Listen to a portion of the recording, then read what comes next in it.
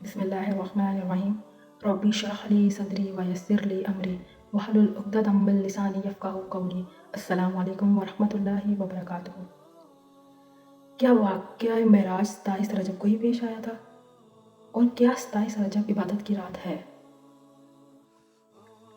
رجب المرجب، رجب کا مہینہ حرمت والے مہینوں میں سے ایک ہے، جسے رجب المرجب بھی کہتے ہیں۔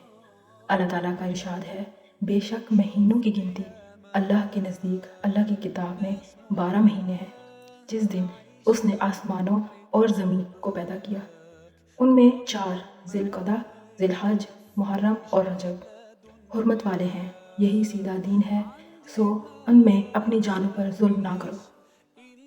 کیا 27 رجب کو واقعہ معراج ہوا؟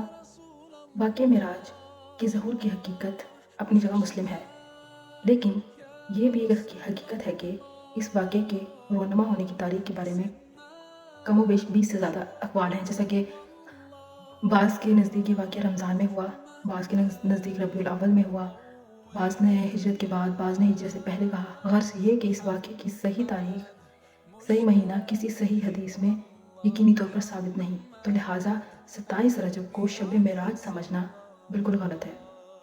27 رجب کو عبادت کا اہتمام، 27 رجب کو رات جا کر عبادت کرنا اور دن کا روزہ رکھنا، اس کو بہت اہمیت دی جاتی ہے اور اس کی نسبت واقعہ معراج کو سمجھا جاتا ہے۔ حالانکہ نبی کریم صلی اللہ علیہ وآلہ وسلم نے اپنی حیات مبارکہ میں واقعہ معراج کے بعد اس رات نہ تو کسی خصوصی عبادت کا اہتمام کیا ہے، اور نہ ہی نبی کریم صلی اللہ علیہ وسلم کا کوئی قول یا عمل 27 رجب کی شب خصوصی عبادت کے بارے میں ملتا ہے ہمیں۔ آپ صلی اللہ علیہ وآلہ وسلم کے جانثار صحابہ کرام میں سے بھی کسی نے اس دن کا اہتمام نہیں کیا، اور نہ ہی کوئی مخصوص قسم کی تسبیحات ہمیں کسی حدیث سے ثابت ملتی ہیں۔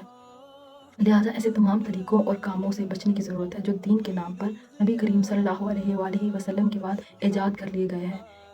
صحیح البخاری کی حدیث ہے ہمارے پاس 2697، جس نے ہمارے اس دین میں کوئی ایسی چیز ایجاد کی جو اس میں نہ ہو تو وہ مردہ ہے۔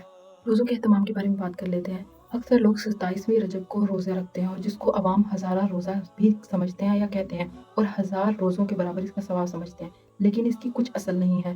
بعض لوگ 27 رجب کا روزہ رکھتے ہیں اور اس روزے کو عام دنوں کی نسبت افضل سمجھتے ہیں، ٹھیک ہے۔ متعدد حدیث سے نبی کریم صلی اللہ علیہ وآلہ وسلم کا مخصوص دنوں یا تاریخوں میں نفلی روزوں کا اہتمام کرنا ثابت ہے، جیسا کہ ایام بیس، لیکن 27 رجب کے روزے کے بارے میں کوئی روایت نہیں ملتی۔ لہٰذا اگر کوئی خصوصی طور پر اس دن کا روزہ رکھتا ہے، اس کا روزہ تو شمار ہوگا، لیکن یہ عمل مسنون نہیں ہوگا بلکہ بدعت شمار ہوگا۔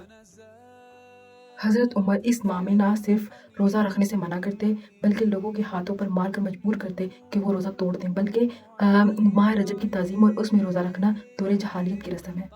لہٰذا 27 رجب کو شب معراج سمجھنا بالکل غلط ہے، اور اگر بالفرض یہ ثابت ہو بھی جائے 27 رجب یہ شب معراج ہے، لیکن پھر بھی اس رات چہراغاں نہیں کرنا، نئے کپڑے نہیں پہننے، حلوہ نہیں بنانا، یہ ناجائز اور حرام کام ہے، کیونکہ آپ صلی اللہ علیہ وسلم نے اپنی حیات مبارکہ میں واقعہ معراج کے بعد نہ تو کوئی خصوصی عبادت کا اہتمام کیا ہے، نہ ہی ان کے صحابہ کرام امہات المومنین نام عشرہ مبشرہ نے اس رات خاص جا کر کوئی عبادت کی ہے۔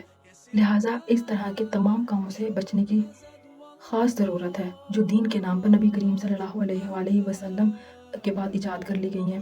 رسول اللہ صلی اللہ علیہ وآلہ وسلم نے فرمایا، دین میں نئے امور نکالنے سے بچتے رہو، کیونکہ ہر نئی چیز بدعت ہے اور بدعت گمراہی ہے۔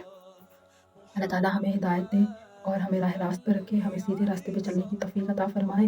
جزاک اللہ خیرا کثیرا فی الدنیا والآخرہ۔ السلام علیکم ورحمۃ اللہ وبرکاتہ۔